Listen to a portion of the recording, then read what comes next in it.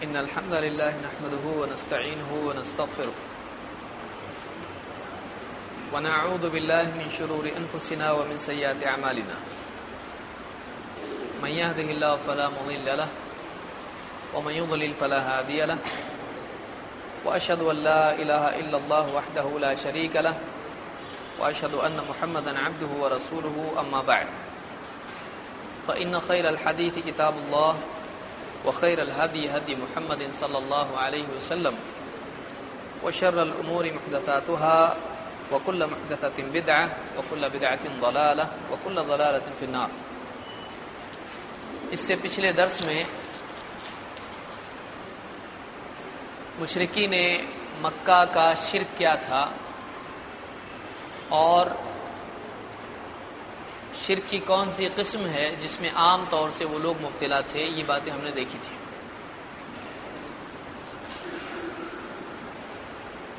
آج کے درس میں اس سے آگے کا موضوع ہم شروع کریں گے کہ واقعی عبادت کس کو کہتے ہیں اور عبادت میں توحید کی کیا اہمیت ہے. اسی طرح سے اللہ کے ناموں اور اس کی صفات میں توحید، جس کو ہم توحید اسماء و صفات کہتے ہیں، یہ کیا ہے، اور اس میں چار چیزیں جس کو الحاد کہا جاتا ہے وہ کیا ہے ہم دیکھیں گے. چونکہ تھوڑا سا علمی موضوع ہے اس لیے آپ تھوڑا اچھی طرح سے اگر دھیان دیں گے آپ کو سمجھ میں آئے گا. اس سے پہلے کہ ہم اپنا اصل موضوع شروع کریں، آپ کو یہ بتانا ضروری ہے کہ اس مہینے کے آخری جمعہ کو آپ لوگوں کا امتحان ہوگا. کتنی تاریخ آ رہی ہے؟ 29. اور آج کتنی ہے؟ 8 ہے. تو 29 تاریخ کو انشاءاللہ آپ لوگوں کا امتحان ہوگا. جو لوگ بھی اس امتحان میں شریک ہونا چاہتے ہیں تو وہ اپنے نام امجد بھائی کو دے دیں. جن لوگوں نے فارمز بھرے ہیں، کتنے لوگوں نے فارمز نہیں بھرے تو فارمز لے لیں تاکہ کون سی لینگویج میں پیپر کس کو چاہیے وہ ہم لوگ بنا سکیں. تو بہرحال اردو، ہندی، انگلش تینوں میں پرچے بنیں گے اور یہیں پر انشاءاللہ امتحان ہوگا، اور عشاء کے بعد یہی وقت ہوگا جس میں امتحان ہوگا. تو تیاری ابھی سے شروع کریں. 3 ٹاپکس ہمارے سامنے ہیں. کون کون سے ہیں؟ پہلا ٹاپک ہے علم کی اہمیت. نمبر 2 صحیح عقیدے کی اہمیت. نمبر 3 توحید کی قسمیں. تو ان 3 عناوین کا امتحان ہوگا، ان 3 ٹاپکس پہ امتحان ہوگا، اور پرچے کا فارمیٹ میں آپ لوگوں کو بتا چکا ہوں، پھر سے دہرانے کی ضرورت نہیں ہے. اس میں خانہ پوری، فل ان دا بلینکس، رائٹ رانگ، جوڑی لگاؤ، یہ وہ سب اس میں ہوگا. 100 مارکس کا پیپر ہوگا اور ہم کوشش کریں گے 1-2 ہفتے میں وہ چیک ہو جائے اور آپ لوگوں کو پرچہ واپس آپ کا مل جائے کس کو کتنے مارکس ملے ہیں. تو ابھی سے اس کی تیاری شروع کر دیں. یاد رکھیں 29 تاریخ کو جن لوگوں کو نہیں معلوم ہے ان کو بتا دیں. جو لوگ آج نہیں آئے ہیں تو آپ ان کو بتا دیں کہ امتحان اس مہینے کے آخری جمعہ کو ہوگا انشاءاللہ. پچھلے ہفتے میں ہم نے دیکھا تھا، سرسری طور پر میں اس پہ سوالات پوچھ لیتا ہوں. توحید کی کتنی قسمیں ہیں؟ 3 ہیں. کون کون سی ہیں؟ کون بتائے گا؟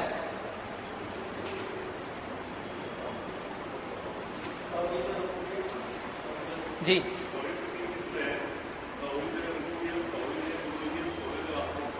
توحید ربوبیت، توحید الوہیت اور توحید اسماء و صفات. توحید ربوبیت کیا ہے؟ کون بتائے گا؟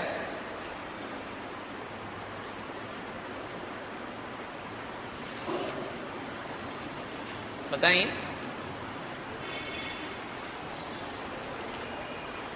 ہاں آپ کیا بتائیں گے؟ کون بتائے گا؟ جو ہاں بول رہے وہ نہیں، کبھی ہو بھی سکتا ہے نام نہیں آنا اس لیے بھی کوئی ہاتھ اٹھا. کون بتائے گا؟ جو پیچھے دیکھ رہا وہی بتائیں گے؟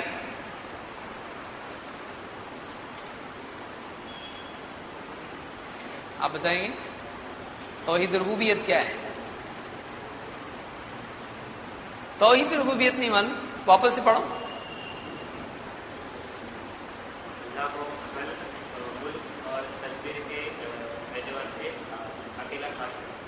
منفرد ماننا اللہ تعالیٰ کو. اس کا مطلب آپ لوگ پڑھ رہے نہیں ہیں. یہ بہت یعنی افسوس کی خبر مشاہدے کی صورت میں سامنے آ رہی. پڑھائی کرنا چاہیے. امتحان کے لیے مت پڑھیے، دعوت کے لیے پڑھیے، کیونکہ یہ امتحان ایک بار کا ہے، دعوت کا امتحان زندگی بھر کا ہے. تو اس کے لیے تیاری ضروری ہے اس کی. جو بھی ہم پڑھ رہے ہیں یہاں پر آپ اس کو سنیں گے، اس کو سمجھنے کی کوشش کریں گے. اس کو نہیں سمجھتا ہے آپ لوگ پوچھ سکتے ہیں، یہ سمجھ میں نہیں آیا نوٹس میں، آپ فون کر کے پوچھیے، کہیں ملاقات ہو تو پوچھیے، کسی سے بھی پوچھیے. کیونکہ یہ ایسا نہیں کہ صرف یہاں ہے، دنیا بھر کے کسی بھی عالم کو آپ پوچھیں تو وہ آپ کو وہی جواب دے گا، کوئی نیا جواب نہیں دے گا. آپ کسی سے بھی پوچھ سکتے ہیں. توحید ربوبیت کے معنی یہ ہے کہ اللہ تعالیٰ کو خلق، ملک اور تدبیر کے اعتبار سے منفرد ماننا. یعنی کون بولے گا آسان الفاظ میں اس کو؟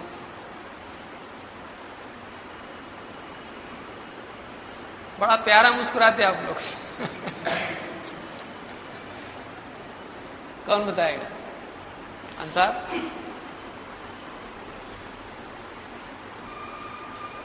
پیچھے سے آپ بتائیں.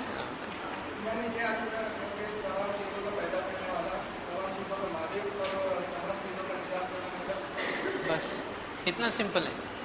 ساری چیزوں کا پیدا کرنے والا اللہ ہے اور کوئی نہیں. ساری چیزوں کا مالک اللہ ہے اور کوئی نہیں. اور ساری کائنات کا نظام چلانے والا کون ہے؟ صرف اور صرف اللہ ہے اور کوئی نہیں. توحید الوہیت کیا ہے؟ پیچھے ساتھ سے اینڈ میں. آج قیامت آئی پکڑم پکڑے معلوم نہیں تھا بولیں کچھ لوگ. کون بتائے گا توحید الوہیت کیا ہے؟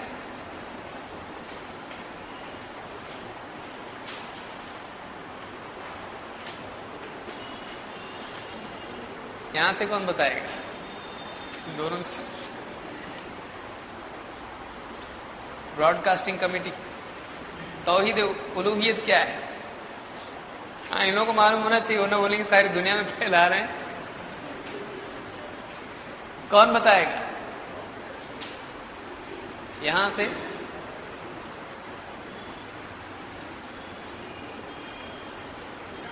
توحید الوہیت آپ پڑھیں گے برابر اگلی مرتبہ.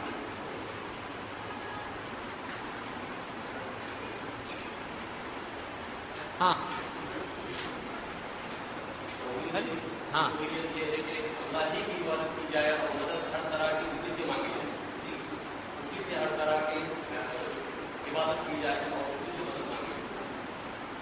صحیح ہے. اور کون بتائے گا توحید الوہیت کیا ہے؟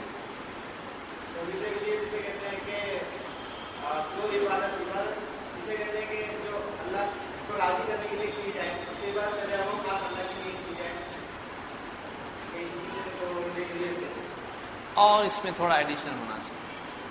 صاف اور سر ایک دم کرسٹل کلیئر ایک دم ایکسپلینیشن ہونا چاہیے. ہاں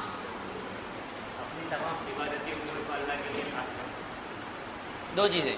دیکھیے اس بات کا عقیدہ رکھا جائے کہ اللہ ہی معبود ہے اور کوئی نہیں. دو، اور عملی طور پر بھی اللہ کی عبادت کی جائے، اللہ کے سوا کسی کی عبادت نہ کی جائے. اس کا نام کیا ہے؟ توحید الوہیت. اس کا دوسرا نام کیا ہے؟ توحید عبادت. عبادت میں توحید، الہ ماننے کے اعتبار سے توحید. تو اللہ کے سوا کوئی معبود نہیں اور اللہ کے سوا کسی کی عبادت کرنا نہیں چاہیے. اس کا نام کیا ہے؟ توحید الوہیت. ٹھیک ہے. ہم لوگ آگے بڑھنے سے پہلے ایک اور سوال پوچھتے ہیں. مشرکین اللہ کو مانتے تھے؟ اللہ کو اللہ مانتے تھے یا کسی اور نام سے پکارتے تھے؟ اللہ ہی نام سے پکارتے تھے.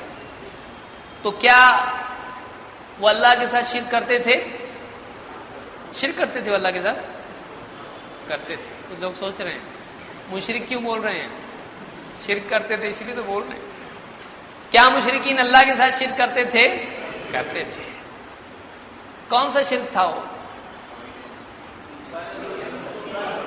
عبادت میں شرک تھا. وہ اللہ کی عبادت میں شرک کرتے تھے. اس شرک کی نوعیت کیا تھی؟ وہ کس قسم کا شرک تھا؟ وہ کیا مینٹالٹی تھی ان کی جس کی بنیاد پر وہ شرک کرتے تھے؟ کون بتائے گا؟ اللہ کی نزدیکی، اللہ کا قرب حاصل کرنے کے لیے وہ شرک کرتے تھے. تو اس کو کیا بولتے تھے وہ لوگ؟ سفارشی. ان کو بتوں کو کیا مانتے تھے؟ سفارشی، یعنی اللہ کی برابر.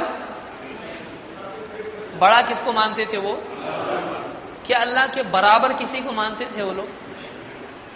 تو یہ ان کا شرک تھا کہ وہ اللہ کے برابر کسی کو مانتے نہیں تھے، لیکن ان بتوں کو اللہ کا سفارشی مانتے تھے. تو یہ اس بنیاد پر ان کو اللہ تعالیٰ نے اللہ کا مومن قرار دیا. اگرچہ وہ اللہ کو مانتے تھے لیکن یہ وہ ایمان نہیں ہے جیسا اللہ کو چاہیے. ایسا ایمان اللہ کے یہاں مقبول نہیں ہے. وما یؤمن اکثرهم باللہ الا وهم مشرکون. مشرک کے مشرک ہی رہے، مومن قرار نہیں پائے گا اگرچہ وہ اللہ کو مانتے تھے. ٹھیک ہے، آئیے آگے دیکھتے ہیں. صفحہ نمبر 29 پر ہم شروع کریں گے کہ عبادت کیا ہے اور عبادت میں توحید کیا ہے. توحید عبادت کس کو کہتے ہیں یہ بھی ہم دیکھیں گے. عبادت کے معنی کیا ہے؟ کسی کو معلوم ہے؟ عبادت کا لفظ کس لفظ سے بنا ہے؟ عبادہ. ہاں، عبد اس سے لفظ بنتا ہے عبد. عبد کے معنی غلام، غلام ہوتے ہیں. عبادت قرآن کریم میں یہ لفظ کئی جگہوں پر آیا ہے، بہت زیادہ جگہوں پر یہ آیا ہے، جن میں سے ایک آیت بطور مثال ہم دیکھیں گے جس میں اللہ تعالیٰ نے عبادت کا لفظ ذکر کیا ہے. اللہ تعالیٰ فرماتا ہے وَمَا خَلَقْتُ الْجِنَّ وَالْإِنسَ إِلَّا لِيَعْبُدُونَ، کہ میں نے جنات کو اور انسانوں کو اپنی عبادت کے لیے پیدا کیا ہے. وَمَا خَلَقْتُ الْجِنَّ وَالْإِنسَ إِلَّا لِيَعْبُدُونَ. ما نافیہ ہے یہاں پر، انکار میں، اور نہیں پیدا کیا. بعض ترجموں میں آپ کو ایسا ملے گا. اور یہاں پر الا آ رہا ہے تو اس کی جوڑی بنتی ہے. صرف اور صرف کے معنی میں اس طرح سے ہوتا ہے، جیسے لا الہ الا اللہ. تو یہاں پر لا یعنی کیا ہے؟ نہیں. اور اس کے ساتھ میں یہاں جوڑی میں کیا آیا؟ الا. الا کے معنی کیا ہوتے ہیں؟ سوائے، جس کو ہم انگلش میں کیا بولتے ہیں؟ ایکسپٹ. تو یہ لا الہ الا اللہ، کوئی عبادت کے لائق نہیں، کوئی سچا معبود نہیں سوائے اللہ کی. تو یہاں پہ بھی جب صرف اس کے لیے جب ایسا اگر آتا ہے تو عام طور سے یہ انداز عربی میں استعمال ہوتا ہے. لا کبھی اس کی جگہ پر ماں بھی آتا ہے، دونوں میں ایک ہی معنی ہوتے ہیں. تو نہیں کے معنی میں ماں آتا ہے. وما ارسلناک الا رحمۃ للعالمین. سمجھ میں آیا؟ تو اس طرح سے کئی جگہوں پر مثالیں اس کی دیکھی جا سکتی ہیں. تو وما خلقت، خلقت میں نے پیدا کیا. خلقا سے بنا خلقت، میں نے پیدا کیا. وما خلقت کون؟ الجن والانس. جن کے معنی جن، جنات جن کو ہم بولتے ہیں جو ہم کو دکھائی نہیں دیتے ہیں، آگ سے بنی مخلوق ہے. والانس، انس کے معنی انسان. انسان کی کیا ہے؟ یہ جمع ہے، سارے انسان. وما خلقت الجن والانس الا لیعبدون، لی یہاں پر تعلیل کے لیے علت، کیوں؟ تاکہ، اس لیے کہ، یعبدون، یعبدون، یعبدونی ہے اصل میں، تاکہ وہ عبادت کریں میری. یہاں پر جو نون آ رہا ہے وہ نون ایسا ہے، لیعبدونی، تاکہ وہ میری عبادت کریں. تو اللہ تعالیٰ فرما رہا ہے کہ میں نے پیدا کیا جنات کو اور انسان کو کسی اور چیز کے لیے نہیں، بس اسی لیے کہ وہ میری عبادت کریں، کسی اور کی نہیں. سمجھ میں آیا کیا مطلب اس کا؟ کسی اور مقصد سے پیدا نہیں کیا تاکہ بس ان کو پیدا کر کے دنیا میں چھوڑ دوں، یہ کھائیں پہ مر جائیں، اس مقصد سے پیدا کیا.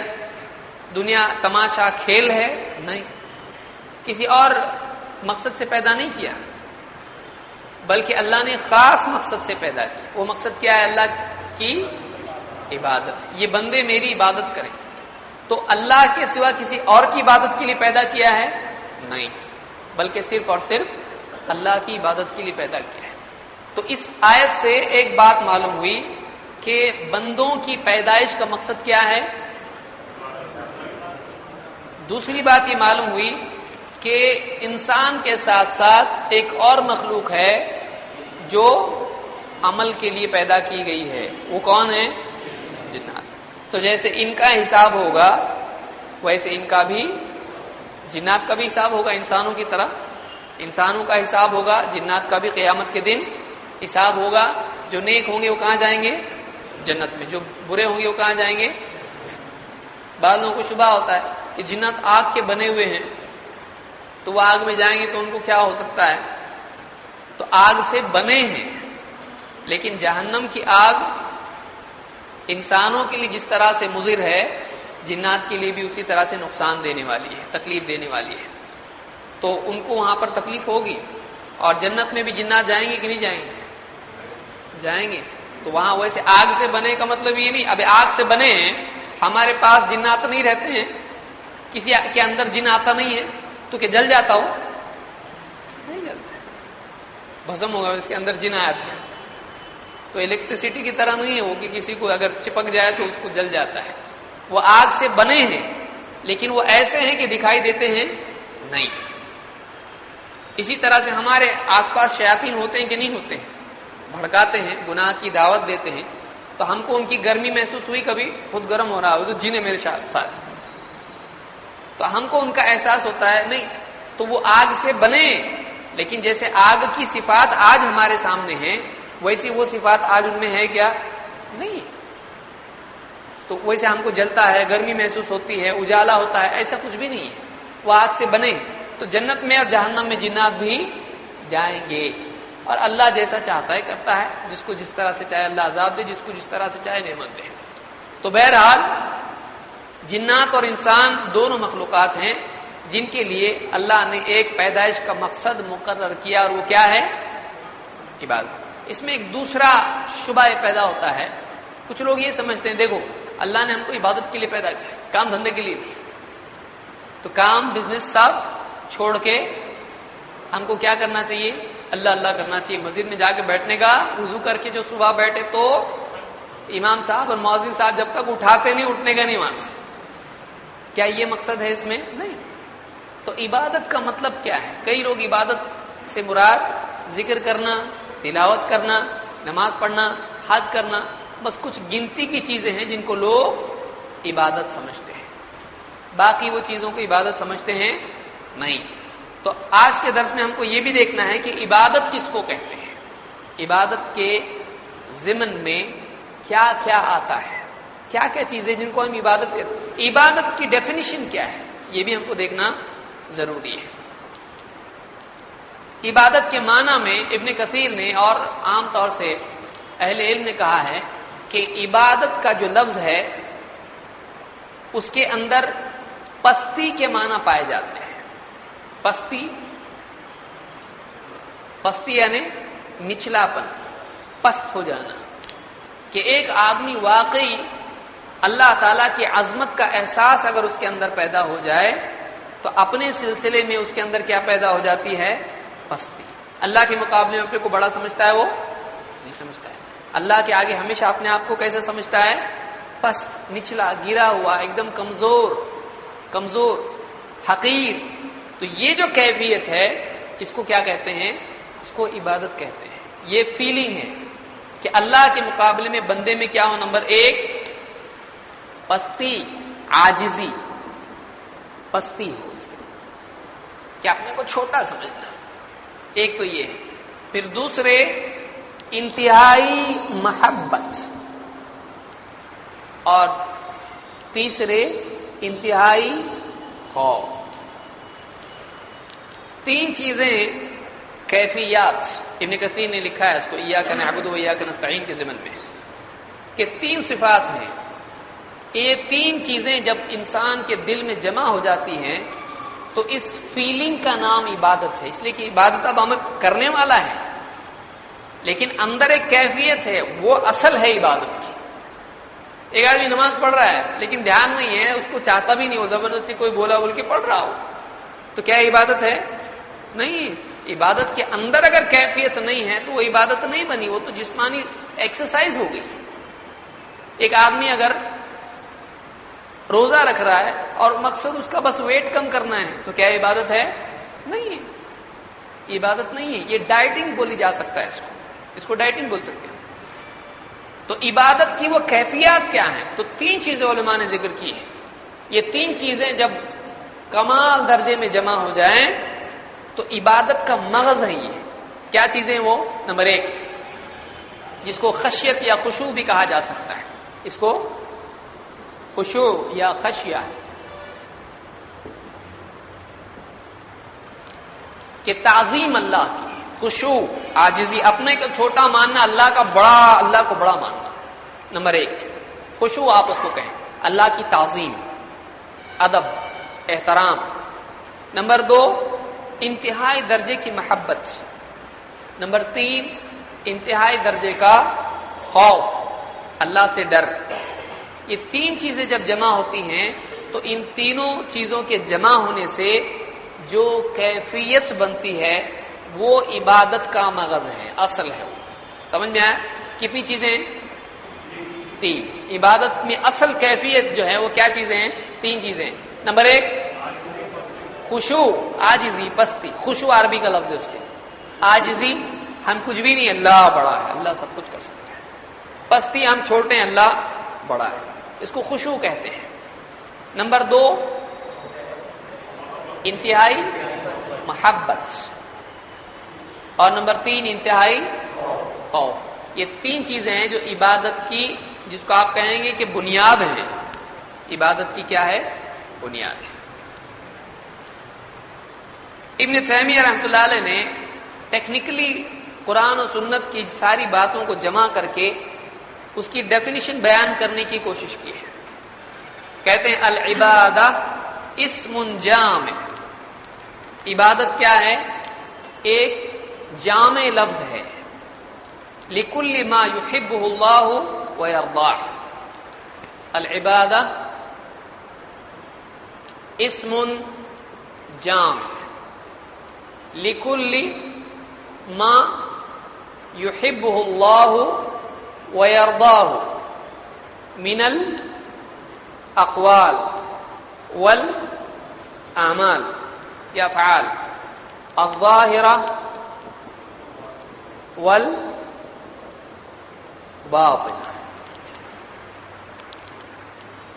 کہتے ہیں کہ عبادت ایک لفظ ہے، ایک ناؤن ہے، اسم جامع کمپریہنسو، ایسا لفظ جس میں بہت کچھ آتا ہے. تو ایسا لفظ ہے جو بہت ساری باتوں کو اپنے اندر سماتا ہے. جیسے بولتے ہیں سمندر ہے یہ، تو ایسا جامع ہے. جامع مسجد کیوں بولتے ہیں؟ لوگ سب جمع ہوتے اس میں. تو جامع یعنی کمپریہنسو، جو بہت ساری چیزوں کو شامل کرتا ہے اپنے اندر. العبادہ اسم جامع، اس میں کیا کیا سماتا ہے، کیا آتا ہے؟ لکل ما یحبہ اللہ ویرضاہ. یہ لفظ ہر ایسے عمل کے لیے بولا جاتا ہے لکلی ہر ایک کے لیے آتا ہے ما یحبہ اللہ ہر وہ عمل ہر وہ چیز جس کو اللہ پسند کرے ویرضا اور جس سے اللہ راضی ہو جس کے بارے میں اب کیسے معلوم پڑے گا اللہ کس سے راضی ہوتا ہے کس کو پسند کرتا ہے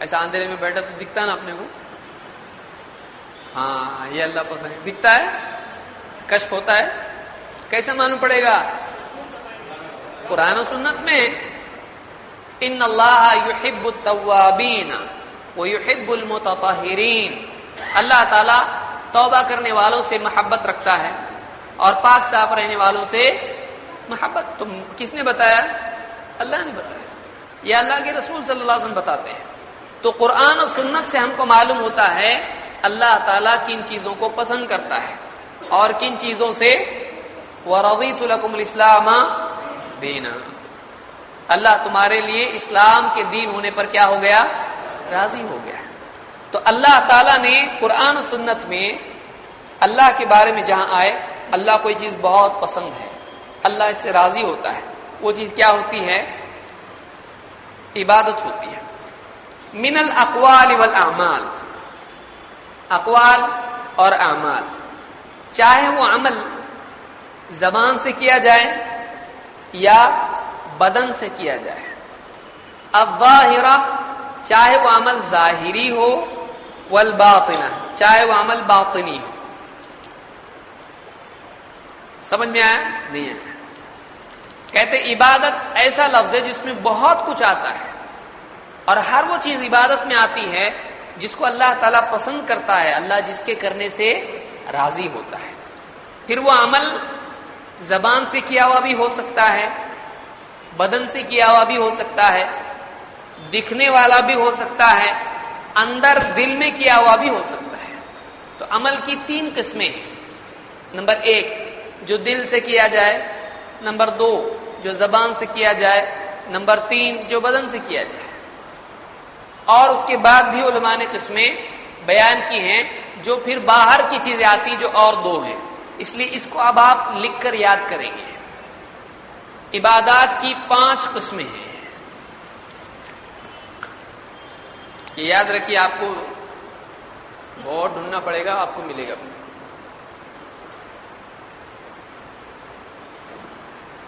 عبادات کی 5 قسمیں نمبر 1 قلبی عبادات نمبر 2 زبانی یا لسانی زبانی عبادات نمبر 3 بدنی عبادات نمبر 4 مالی عبادات نمبر 5 ترکی عبادات ترکی پڑھیں گے آپ اس کو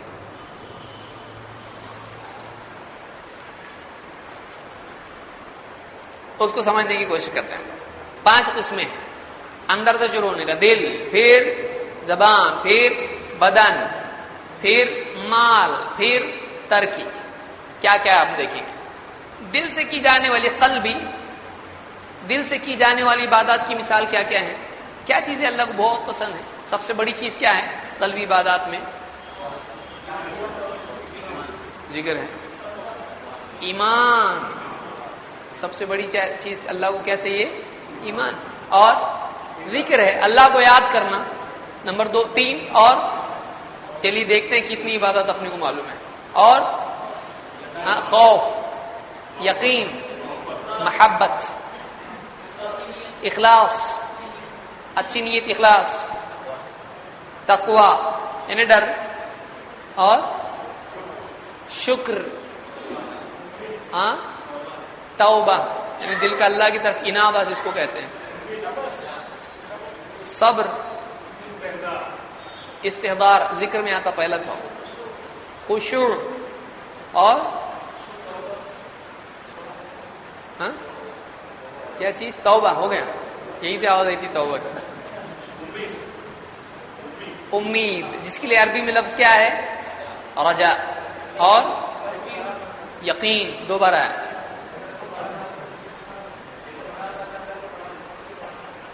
تعظیم خشوع میں آئے گا اللہ کو سب سے بڑا ماننا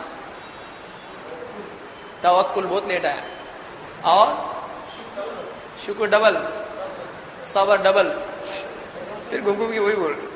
بہرحال اتنی عبادات کیا ہیں یہ، جس میں عام طور سے محبت اور خوف اور خشوع یہ اور توکل یہ بہت امپورٹنٹ چیزیں ہیں، کہ جس کی کمی کی وجہ سے یا جس کے سلسلے میں لاپرواہی کی وجہ سے شرک میں آدمی یا کفر میں آدمی واقع ہو جاتا ہے۔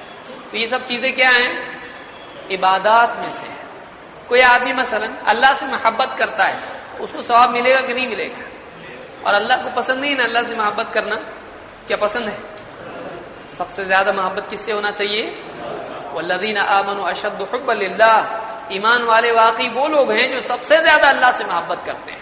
تو اللہ نے بتایا ایمان والے وہ ہیں، معلوم ہوا ایمان کی علامت یہ کہ اللہ سے سب سے زیادہ محبت کریں، ورنہ آدمی مومن نہیں ہوگا۔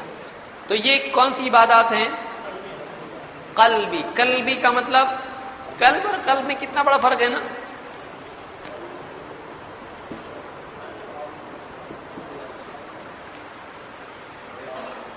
قلب اور قلب میں فرق ہے، بہت بڑا فرق ہے۔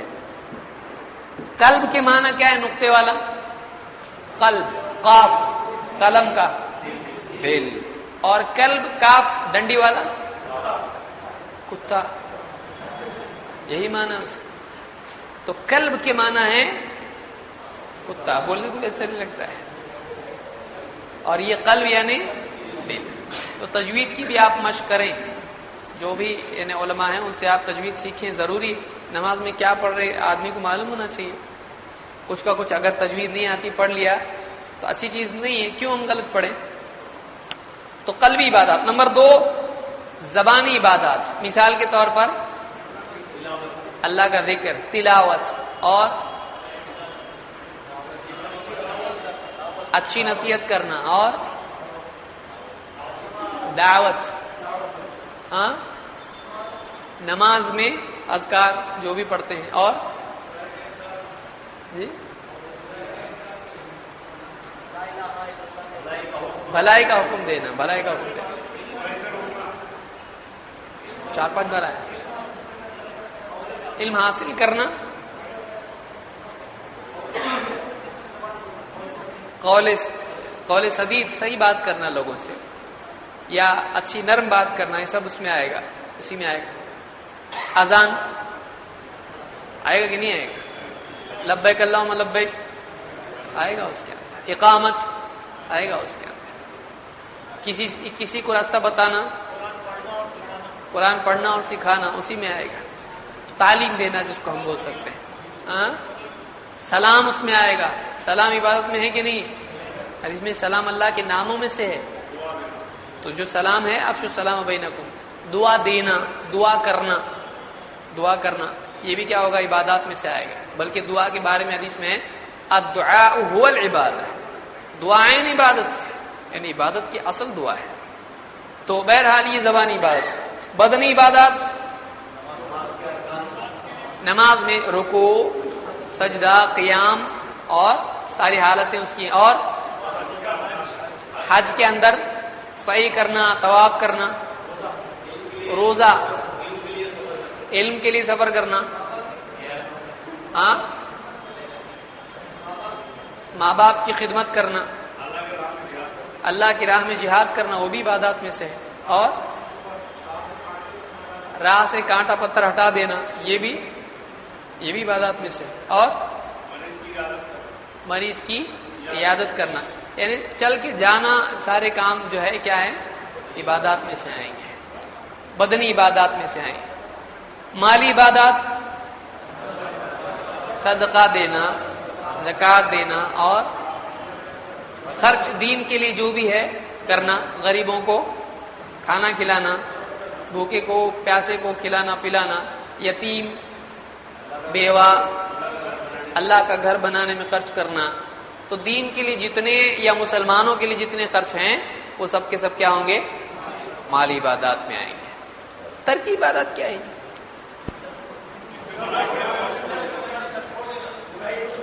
برائی کو، شراب نہیں پینا، چاہتا تو پی سکتا تھا لیکن نہیں پینا، یا اسی طرح سے یعنی جو بھی برائیاں ہیں جس کو آپ کہیں گے تقوی، پرہیزگاری، ہاں جھوٹ نہیں بولنا، بول سکتا ہے لیکن نہیں بولنا، گالی نہیں دینا، تو یہ جو رک رہا ہے یہ عمل نہیں ہے.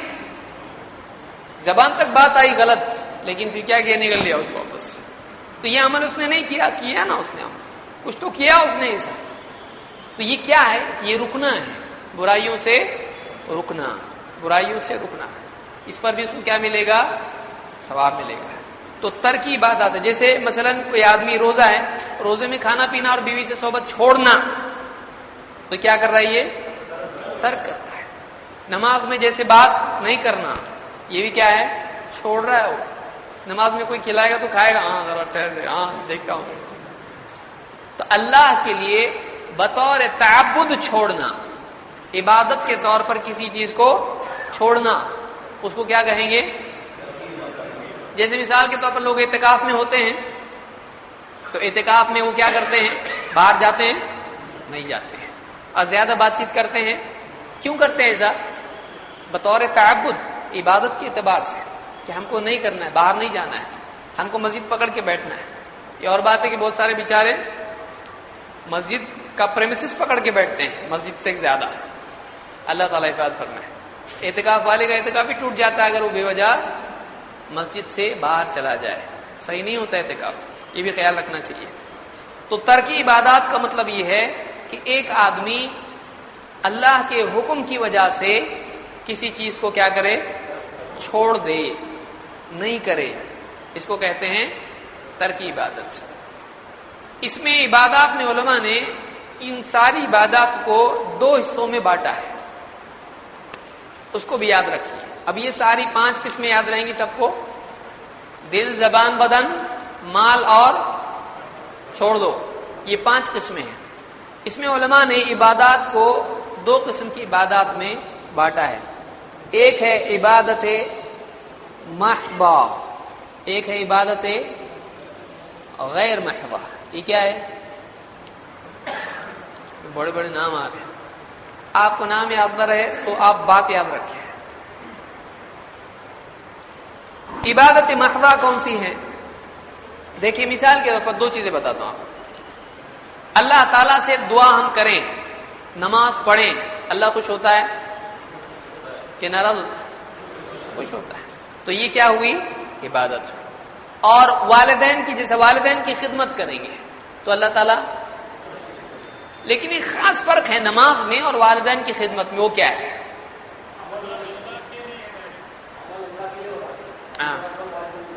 اچھا صحیح، ہاں والدین کو راضی کرنے کے لیے. سمجھ میں آ رہی فرق، سمجھ میں آ رہا کہ دعا مانگنے میں، نماز پڑھنے میں ڈائریکشن یا رخ کسی اور کی طرف ہے، تو اللہ اور بندے کے بیچ میں تیسرا کوئی ہے.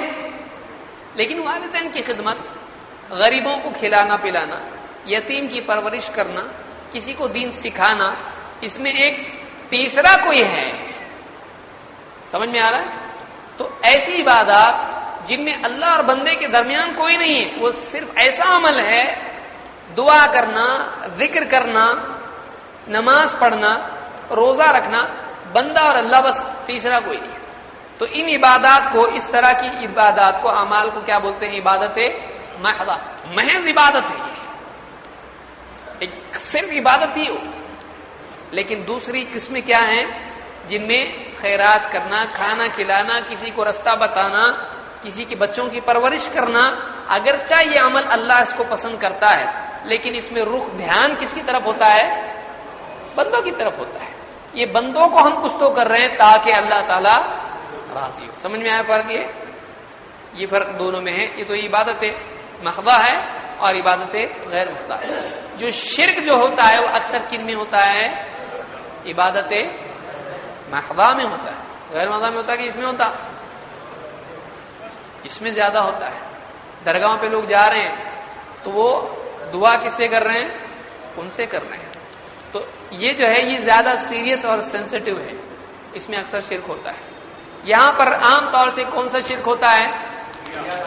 چھوٹا شرک ہوتا ہے، یعنی میں آپ کی خدمت کر رہا کچھ تو جھکتا ان کے آگے سجدہ کرتا، کسی کو کچھ پڑھا رہا ہے یا کوئی کسی کی یتیم کو کچھ کر رہا ہے تو کیا اس سے دعا مانگتا؟ نہیں۔ اس میں اکثر کون سا شرک ہوتا ہے؟ شرک اصغر، شرک خفی، جس کو ہم کیا بولتے ہیں؟ دکھاوا۔ صدقہ دے رہا ہے آدمی، پورا فوٹو نکالے کہ نہیں نکالے؟ نکالے، ہاں ٹھیک ہے، لاؤ پیسے واپس۔ تو عام طور سے اس طرح کے جو کام ہوتے ہیں مخلوق کی خدمت کے، تو اس میں ریاکاری ہوتی ہے عام طور سے، لیکن اس میں عام طور سے شرک اکبر آ پاتا ہے نہیں۔ ہو سکتا ہے کوئی اس کے لیے بھی کرے، کوئی آدمی مستقل یعنی مخلوق ہی کی رضا کے لیے اس طرح سے کرے تو ہو سکتا ہے شرک اکبر بھی ہو، لیکن عام طور سے اس میں کیا ہوتا ہے؟ شرک اصغر ہوتا ہے۔ لیکن یہاں پر دعا ہے یا قربانی ہے یا اسی طرح سے روزہ ہے یا اس طرح کی جتنی چیزیں ہیں، اس میں کیا ہوتا ہے؟ چونکہ تیسرا کوئی داعیہ یا تیسرا کوئی مخلوق وغیرہ کچھ ہے ہی نہیں اس کے اندر، تو اس میں عام طور سے کون سا شرک آتا ہے؟ اکثر شرک اکبر بھی آتا ہے اور اصغر بھی آ سکتا ہے، لیکن اکبر کے چانسز کس میں زیادہ ہیں؟ اس میں زیادہ ہوتا ہے، اس میں اصغر ہوتا ہے۔ تو یہ عبادت کے بارے میں بات یاد رکھیں گے، ٹھیک ہے۔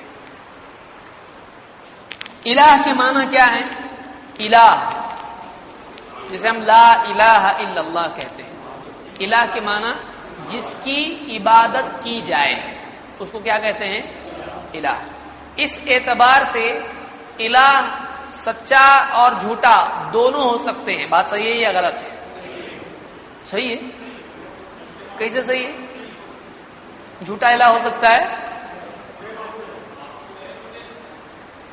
جھوٹا الہ ہو سکتا ہے کہ نہیں ہو سکتا ہے؟ ہو سکتا ہے۔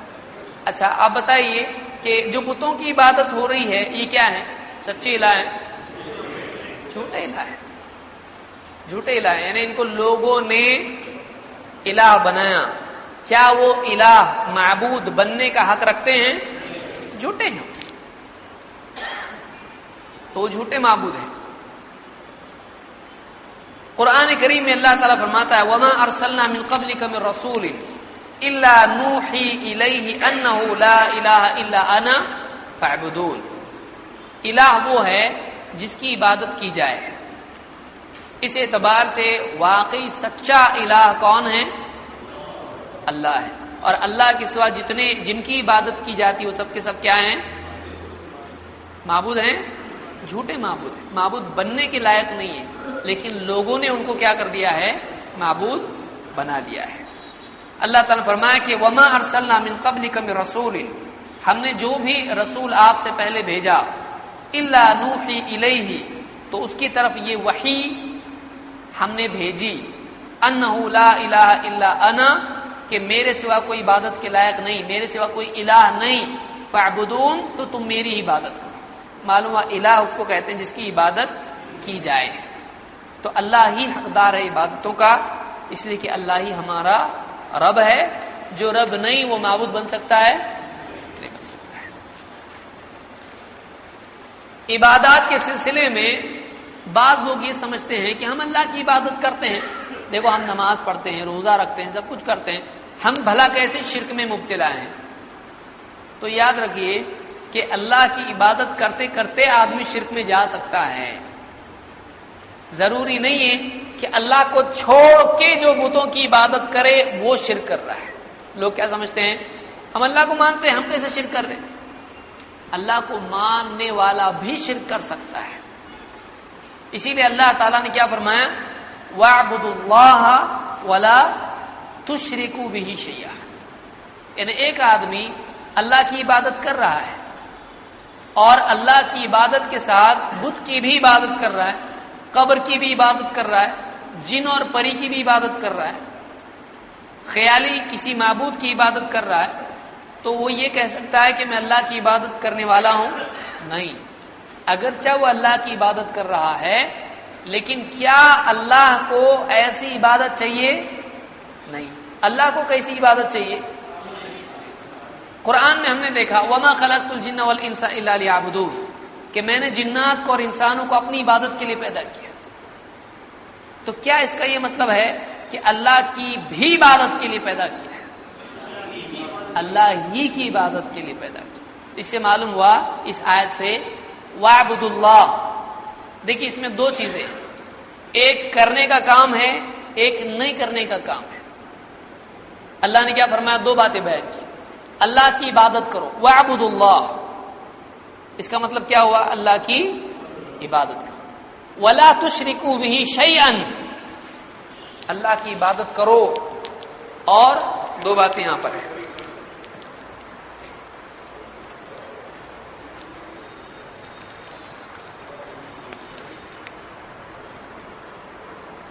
وَاعْبُدُوا اللَّهَ وَلَا تُشْرِكُوا بِهِ شَيْئًا. تو ایک حکم تو کرنے کا ہے، ایک حکم نہیں کرنے کے بارے میں. جب تک کہ ان دو چیزوں کا اہتمام آدمی نہیں کرے گا وہ موحد نہیں بن سکتا ہے. اس کو یاد رکھیے، بہت اہم سبق ہے یہ.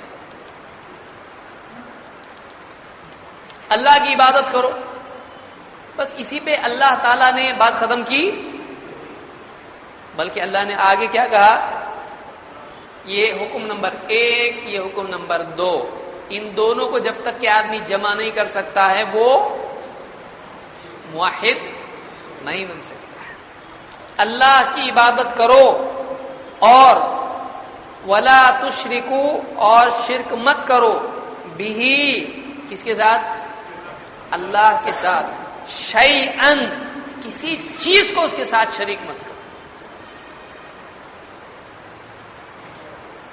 عربی زبان میں ایک قاعدہ ہے، النکرہ فی سیاق النفی، کہ کامن ناؤن اگر نیگیشن کے ضمن میں آ رہا ہو تو وہ ساری چیزوں کو انکلوڈ کرتا ہے. یہ قاعدہ عربی زبان کا کہ یہاں پر کیا ہے؟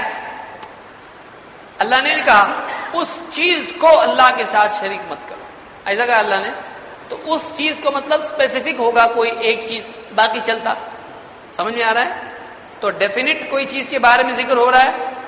اللہ نے کسی چیز کو، شیئن کا مطلب ہوتا کوئی بھی چیز، تو کسی بھی چیز کو اللہ کے ساتھ شریک مت کرو کا مطلب یہ ہے کہ جن بھی اس میں آ گئے، پری وغیرہ خیالی چیزیں بھی اس میں آ گئی، اور اس میں پتھر، اس میں پیڑ، چاند، ستارے اور قبریں، اولیاء، انبیاء، فرشتے، جنات، سب اس میں آ گئے. تو کسی چیز کو اللہ کے ساتھ کیا کرو؟ شریک مت کرو. تو اللہ نے دو چیزیں بتائی، اللہ کی عبادت کرو اور اللہ کے ساتھ شرک مت کرو. اگر ایک حکم پورا کیا دوسرا والا نہیں کیا، اللہ کی عبادت کا فائدہ ہوگا کیونکہ اس نے ٹوٹل عمل نہیں کیا. جیسے کوئی ٹرین میں سوار ہو، ٹکٹ نکالو اور اترنے تک ٹکٹ کو کہیں کھو مت. اب نکالا تو ہے اس نے اور ٹکٹ کھو گیا، چلے گا؟ پکڑے گا کہ نہیں پکڑنے والا اس کو؟ بولے میں نکالا تھا تو ہے کدھر تیرے پاس؟ قسم سے نکالا تھا. ہے ٹھیک ہے، تیری قسم صحیح، تیرے پاس رکھو. ٹکٹ چاہیے، قسم چاہیے. تو ایک انسان کو جتنا کرنا چاہیے اتنا آدمی نہ کرے، فائدہ ہوتا ہے؟ نہیں ہوتا ہے. آدھا کرے تو فائدہ ہوگا. ایک آدمی گیا وزن کرنے کے لیے اور وہاں پہ لکھا 50 پیسے کے 2 سکے لیں، پھر کھڑے ہو جائیں اس کے اوپر، اس کے بعد 50 پیسے کا سکے ڈالیں دونوں ایک کے پیچھے اور تھوڑی دیر ٹھہریں، آپ کا وزن آئے گا. اب یہ گیا بولا تھوڑا اس میں کنسیشن ہے کہ نہیں دیکھیں گے. ایک سکہ ڈالا، دوسرا جیب میں ڈالا اور وہاں دعا کر رہا آئے گا وزن. بولے ٹھیک ہے کوئی بات نہیں، ہم کو نہیں چاہیے، 50 پیسہ واپس لاؤ. دے گا واپس، 50 بھی گیا اور وزن بھی گیا. آدھا کام کرنے سے کام ہوگا؟ دونوں چیزیں پوری کرنی پڑیں گی. اللہ کی عبادت کرو اور اللہ کے ساتھ کسی کو شریک، کسی چیز کو اس کی عبادت میں شریک مت کرو. جب تک کہ دونوں کام نہیں کرے گا اس کی توحید صحیح ہے. اس لیے آپ دیکھیے ہم جو کلمہ پڑھتے ہیں وہ کیسا ہے؟ اللہ ہمارا معبود ہے، ایسا ہے؟ ایسا کیسا کلمہ اپنا کیسا ہے؟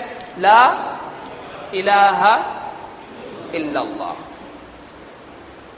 دو ٹکڑے اس کے ہیں، ایک میں نفی ہے، دوسرے میں اثبات ہے. اس کو کیا بولتے ہیں؟ نفی. اس کو کیا بولتے ہیں؟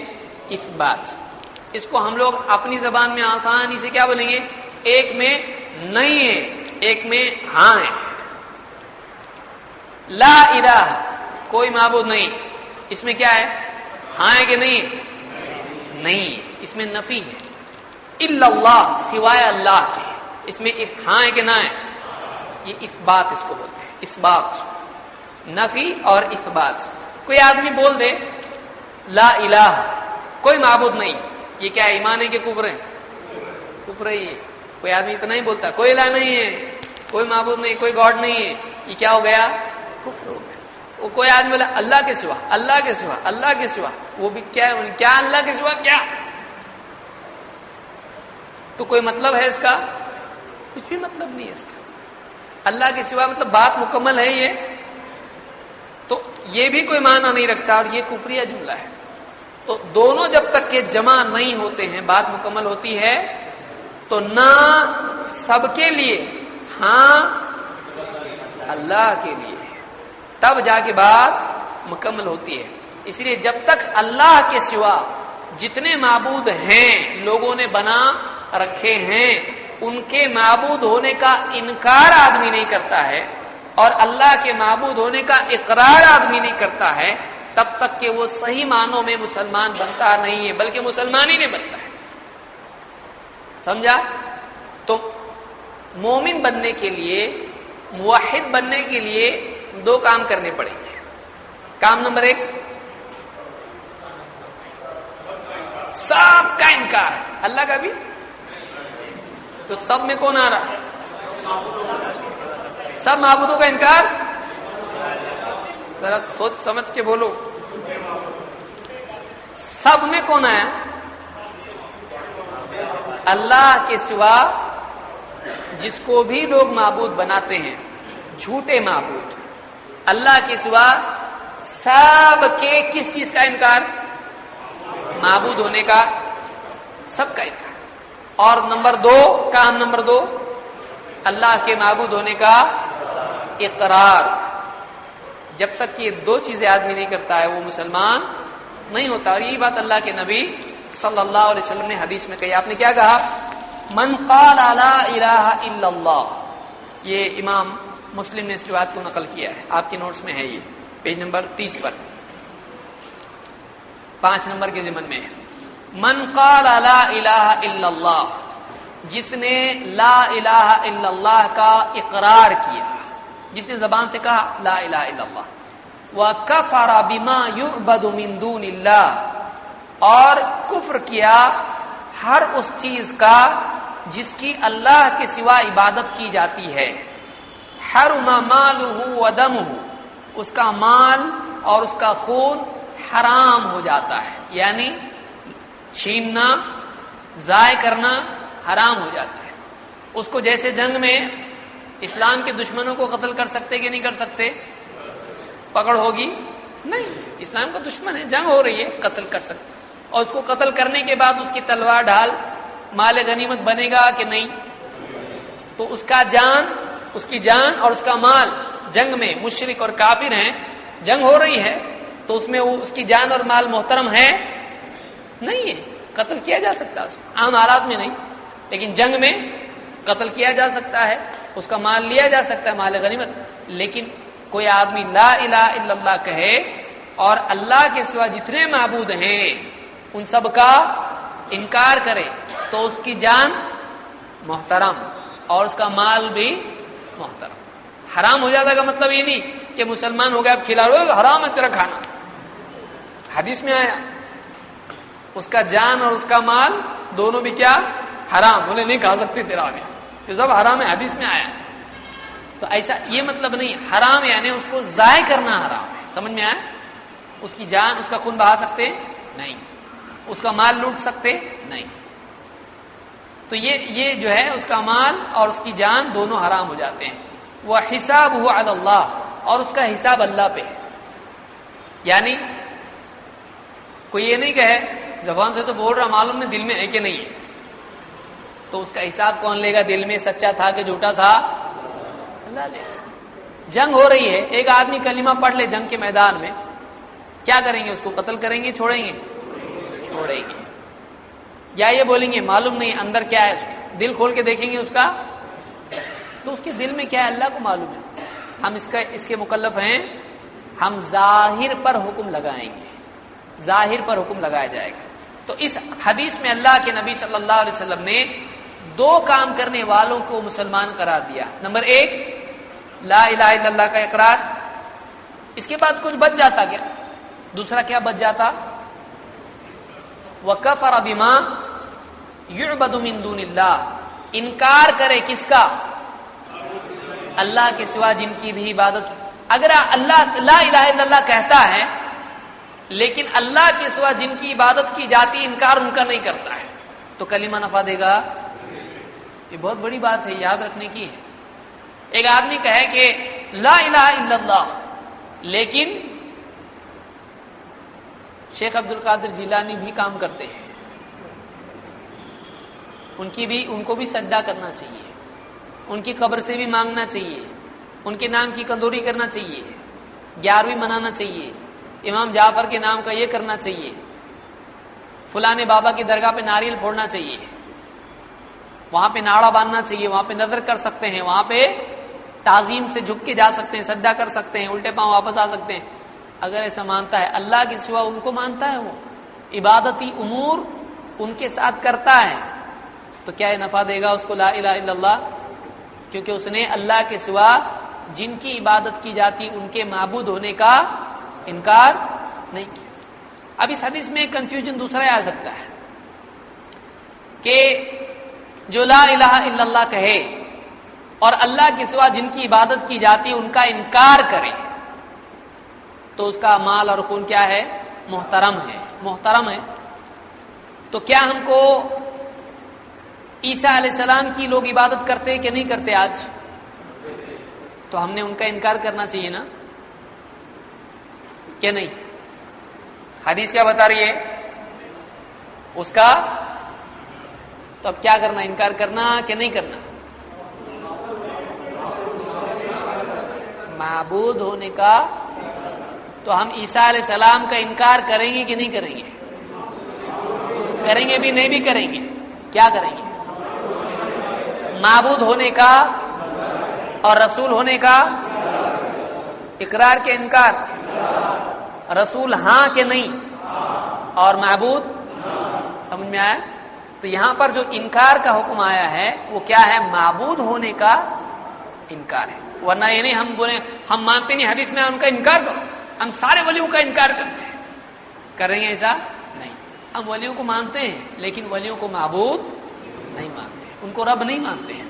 ہاں ان کو ولی مانتے ہیں، ان کو اللہ کے نیک بندے مانتے ہیں، رسولوں کو رسول مانتے ہیں۔ کل کو کوئی محمد صلی اللہ علیہ وسلم کی عبادت کرتا تو کہ انکار کر دیں گے تو کفر ہو جائے گا۔ ہاں لیکن ہم بھی کہتے ہیں کہ محمد صلی اللہ علیہ وسلم اللہ کے بندے ہیں، عبدہ و رسول، اللہ کے رسول ہیں اور بندے ہیں۔ قرآن کریم میں بھی اللہ تعالیٰ نے اس کو ذکر کیا، اللہ نے فرمایا فَمَن يَكْفُرْ بِالطَّاغُوتِ وَيُؤْمِن بِاللَّهِ فَقَدِ اسْتَمْسَكَ بِالْعُرْوَةِ الْوُثْقَىٰ لَا انفِصَامَ لَهَا۔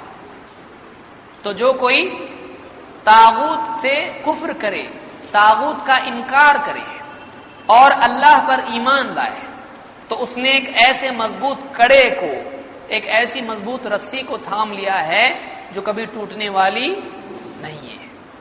تو دو کام اللہ نے بھی بتائے، ایک کفر اور ایک ایمان۔ معلوم ہوا کہ ایمان میں کفر بھی کرنا پڑے گا کہ نہیں؟ کس سے کفر کرنا پڑے گا؟ اللہ کے سوا جن کی عبادت کی جاتی ہے ان کا انکار کرنا پڑے گا اور اللہ کا اقرار کرنا پڑے گا۔ انکار اور اقرار جب تک کہ جمع نہ ہو توحید صحیح نہیں ہوتی ہے۔ انکار اور اقرار جب تک کہ جمع نہ ہو توحید صحیح ہوتی ہے۔ یہ بہت بڑا لیسن ہے جس کو عام طور سے بہت سارے مسلمان نہیں جانتے ہیں۔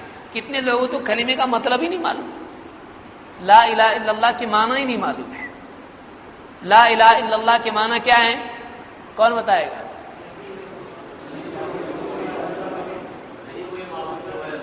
نہیں کوئی معبود سوائے، اور پھر جس کی لوگ عبادت کر رہے ان کا انکار کیوں کرے جب ہے نہیں ہو تو؟ ہے کہ نہیں ہے؟ دیکھیے اللہ نے کیا فرمایا، سمجھیے اس بات کو میں جو سمجھانے جا رہا ہوں. فَمَن يَكْفُرْ بِالطَّاغُوتِ وَيُؤْمِن بِاللَّهِ، جو طاغوت کا انکار کرے اور اللہ پر ایمان لائے. طاغوت کس کو بولتے ہیں؟ طاغوت کا لفظ بنا ہے طغا سے. طغا، طغا طغیان سے. سمندر میں طغیانی آتی معلوم ہے نا آپ لوگوں؟ کیا ہوتا ہے؟ پانی گھر کو جاتا، کیا ہوتا ہے؟ حدیں پار کر کے اور آگے بڑھ جاتا ہے. تو حد پار کرنے کے معنی میں، سرکشی کے معنی میں، کہ جو حد ہے اس کی حد پار کی جائے تو اس کو کیا کہتے ہیں؟ طاغوت. یہ تین چیزوں میں ہوتا ہے.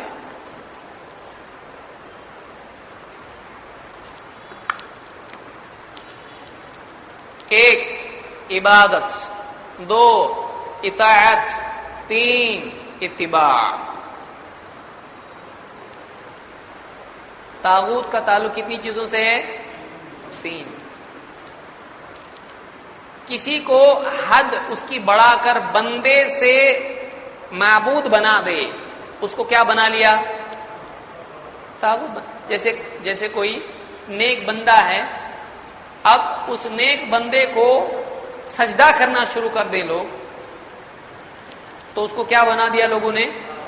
تو اس کی حد کیا تھی؟ عبد کی تھی، اس کو کیا بنا دیا آپ لوگوں نے؟ معبود. تو وہ بھی کیا بن گیا؟ طاغوت. اگر اس کی مرضی تھی تو وہ بھی جہنم میں جائے گا، لیکن اس کو معلوم ہی نہیں لوگ کیا کر رہے ہیں. جیسے آج عیسیٰ علیہ السلام کا معاملہ ہے کہ عیسیٰ علیہ السلام نے کہا تھا میری عبادت کرو، اور جتنے اولیاء ہیں انہوں نے کہا تھا ہماری عبادت کرو، نہیں. ان کے بعد لوگوں نے ان کی عبادت شروع کر دی، تو لوگوں نے ان کو طاغوت بنا دیا. لیکن واقعی وہ اللہ کے نزدیک نیک بندے ہیں کہ نہیں ہیں؟ ان کا کوئی گناہ نہیں اس میں، ان کا کوئی معاملہ ہی نہیں اس میں، لوگوں نے ان کو بنایا طاغوت. تو طاغوت ہر وہ چیز ہے جس کو کیا کیا جائے؟ اس کی حد سے آگے بڑھایا جائے. حد سے آگے بڑھا جائے کس میں ہو سکتا ہے؟ عبادت میں. اطاعت میں بھی ہو سکتا ہے. مثلا والدین ہیں، والدین نے کہا نماز چھوڑ دے اور درگاہ پہ سجدہ کر، اور حرام و حلال میں والدین کچھ بھی بولنا شروع کر دیں، یہ حلال ہے یہ حرام ہے. یا کوئی عالم ہے مثلا، یا کوئی مسلمانوں کا بادشاہ ہے، کہے شراب آج سے حلال، سب پیئیں گے، جو نہیں پیئیں گے وہ جئیں گے نہیں. اب کوئی آدمی مانے اس کی، تو اس نے کیا کر دیا؟ بولے بادشاہ سلامت بولے تو صحیح رہتا ہو، تو ماننا شروع کر دے. اس کی بات ایسی چیز اس کی مانے جو قرآن اور سنت کے، اللہ اور اس کے رسول کی بات کے خلاف ہو، اللہ کی شریعت سے ٹکرانے والی بات کو ماننا شروع کر دے، اس نے اس کو کیا بنایا؟ طاغوت بنایا. تو یہ بھی کیا ہے؟ اطاعت میں ہوتا ہے، عالم یا بادشاہ کے طور پر ہوتا ہے. تیسرا پیروی میں، کسی کو اپنا گائیڈ بنا لے، جیسا وہ کرتا ہے ویسا کرنے لگے، چاہے شریعت کے خلاف ہو، یا کسی کتاب کو اپنے لیے گائیڈ بنا لے، کسی قاعدے قانون کو، کسی رہبری کو اپنے لیے گائیڈ بنا لے، چاہے وہ اللہ اس کے رسول کے خلاف ہو، اس کے اوپر چلنا شروع کرے، اس کو فالو کرنا شروع کرے، چاہے وہ اللہ اس کے رسول کی بات کے، شریعت کے خلاف ہو، تو اس نے کیا کر دیا؟ اس کو اپنا طاغوت بنا لیا. سمجھا؟ کہ بابا اگر چلم پیتے تو یہ بھی پینا شروع کرا، حرام ہے. گانجا چرس پینا کیا جائز ہے کہ حرام ہے؟ حرام ہے. اب وہ پیتے کر کے پی رہا ہے، تو اس نے کیا بنایا؟ ان کو طاغوت بنایا. سمجھ میں آئی بات؟ تو جیسے باپ دادا ہیں، باپ دادا اگر بدعت خرافات کرتے ہیں، بس ہم باپ دادا کے طریقے پہ چلیں گے، تو کیا بنایا؟ ان کو طاغوت بنایا. تو کتنا ڈینجر ہے معاملہ دیکھیے. تو یہ تین چیزوں میں طاغوت ہوتا ہے. کیا کیا چیزیں ہو؟ عبادت. اطاعت کا مطلب کیا ہے؟ فرما برداری، حکم ماننا. اور اتباع کا مطلب کیا ہوتا ہے؟ ان کے پیچھے چلنا، ان کے طریقے پہ چلنا. دونوں میں خاص فرق ہے. اطاعت میں کیا ہوتا ہے؟ حکم دیا مانا. اتباع میں حکم نہیں دیا ہوتا ہے، ایسا کیا تو ویسا کرنا، ان کے پیچھے پیچھے چلنا. تو یہ تین چیزیں ہیں جس میں طاغوت ہوتا ہے. تو تینوں صورتوں میں آدمی گویا کہ ان کو اپنا کیا بنا رہا ہے؟ معبود، شریعت کا ماخذ بنا رہا ہے جو اللہ کے خلاف ہے. یہ جائز ہے نہیں. کیا ہو جاتا ہے؟ یہ شرک ہوتا ہے، یہ شرک ہے. اللہ نے فرمایا کہ فَمَن يَكْفُرْ بِالطَّاغُوتِ وَيُؤْمِن بِاللَّهِ فَقَدِ اسْتَمْسَكَ بِالْعُرْوَةِ الْوُثْقَىٰ لَا انفصام لَهَا. تو جو کوئی طاغوت کا انکار کرے اور اللہ پر ایمان لے آئے تو اس نے ایک ایسا مضبوط کڑا تھام لیا ہے جو کبھی ٹوٹنے والا نہیں ہے. اسی طرح سے اللہ تعالیٰ نے فرمایا وَالَّذِينَ اجْتَنَبُوا الطَّاغُوتَ أَن يَعْبُدُوهَا، اور وہ لوگ جو طاغوت کی عبادت کرنے سے بچتے رہے، طاغوت سے بچتے رہے، اس بات سے بچتے رہے کہ طاغوت کی عبادت کریں. وَأَنَابُوا إِلَى اللَّهِ، اور اللہ کی طرف پلٹے، اللہ کی طرف انہوں نے انابت کی، اللہ کی طرف رجوع کیا، اللہ کی طرف پلٹے. تو طاغوت سے بچ کے کس کی طرف پلٹے؟ تو دو چیزیں جمع ہو رہی ہیں نا. آپ دیکھیں تینوں میں چار چیزیں جو میں نے ذکر کی. ایک تو کیا تھا؟ اللہ کی عبادت کرو، اللہ کے سوا کسی کو شریک، ایک یس ایک نو. پھر جس نے لا الہ الا اللہ کہا اور اللہ کے سوا جتنے عبادت کیے جاتے ہیں ان سب کا انکار کیا، تو اس میں کیا ہوا؟ ایک ہاں ایک نہ. پھر اسی طرح سے جس نے طاغوت کا انکار کیا اور اللہ پر ایمان لا، ایک انکار اور دوسرے اقرار. پھر چوتھا جنہوں نے طاغوت کی عبادت کرنے سے اجتناب کیا. اجتناب کرنا بچنا، جو طاغوت کی عبادت سے بچتے رہے. اس میں ہاں ہے کہ نہ ہے؟ نہ ہے. طاغوت سے نہ، عبادت نہیں کرتے ہم طاغوت کی، بچے اور اللہ کی طرف پلٹے. وَأَنَابُوا إِلَى اللَّهِ لَهُمُ الْبُشْرَىٰ، خوشخبری انہی کے لیے. ان کے لیے کیا ہے؟ خوشخبری ہے. کس چیز کی خوشخبری ہے؟ اللہ کی رضا اور اللہ کی جنت کی. لَهُمُ الْبُشْرَىٰ. تو ان آیات میں اور احادیث میں ایک بہت اہم بات یہ معلوم ہوتی ہے کہ اللہ تعالیٰ کی توحید کے اقرار کے ساتھ ساتھ اللہ کے سوا جن کی عبادت کی جاتی ہے ان کا انکار کرنا بھی ضروری ہے. ان کے معبود ہونے کا انکار کرنا ضروری ہے. اب یہ کیسے ہوگا؟ آپ دیکھیے بہت سارے لوگ اللہ معبود ہے، اللہ کرنے والے ہیں، اللہ سے ہوتا ہے، یہ سب بول رہے ہیں، لیکن اللہ کے سوا دوسروں کے آگے نہیں جھکنا چاہیے، درگاہ پہ سجدہ نہیں کرنا چاہیے، درگاہ پہ ناڑے نہیں باندھنا چاہیے، درگاہ پہ کندوری نہیں کرنا چاہیے، قربانی نہیں کرنا چاہیے، ان سے دعا نہیں کرنا چاہیے. یہ جو ہے بزرگوں کی قبروں سے اس طرح کے معاملات نہیں کرنا چاہیے. واضح بولنا ضروری ہے کہ نہیں ہے؟ کیونکہ کلمے میں یہ آتا ہے دونوں چیزیں، انکار اور اقرار ضروری ہے. جب تک کہ انکار نہیں کرے گا اقرار نفع دے گا نہیں دے گا. اللہ کے سوا جن کی عبادت کی جاتی ان کا انکار کرنا ضروری ہے. تو یہ توحید الوہیت ہے اور توحید عبادت بھی اس کو کہتے ہیں. سمجھ میں آئی بات؟ تو توحید عبادت کیا ہے؟ اللہ ہی کو معبود یعنی سچا معبود مانا جائے. اللہ کے سوا سارے معبود ہونے کا حق رکھتے ہیں. وہ اللہ کے نیک بندے ہو سکتے ہیں، کوئی نبی ہو سکتا ہے، کوئی رسول ہو سکتا ہے، کوئی اللہ کا ولی ہو سکتا ہے، وہ اپنے مقام پر اپنی جگہ، لیکن معبود کا مقام اس کے لیے ہے معبود نہیں ہو. معبود کتنے ہیں؟ دو ہے کہ تین ہیں؟ ایک ہی ہے. اللہ تعالیٰ ہی ہے جو معبود ہے، سچا معبود ہے. اللہ کے سوا جتنے معبود ہیں سب کے سب کیا ہیں؟ جھوٹے معبود ہیں. معبود ہونے کا حق رکھ سکتے ہیں نہیں. اور کسی نبی نے، کسی ولی نے اپنے آپ کو بطور معبود پیش کیا؟ اگر کوئی کرتا ہے تو ولی ہے؟ جھوٹا ہے وہ تو مسلمان ہی نہیں، تو ولی کب بننا ہو؟ تو یہ بات یاد رکھیں. ایک اب چیز رہے گی اس میں ہماری توحید اسماء و صفات، اس کو ہم انشاءاللہ اگلے درس میں مکمل کریں گے. سبحان اللہ بحمدہ، سبحانک اللہم وبحمدک، اشہد ان لا الہ الا انت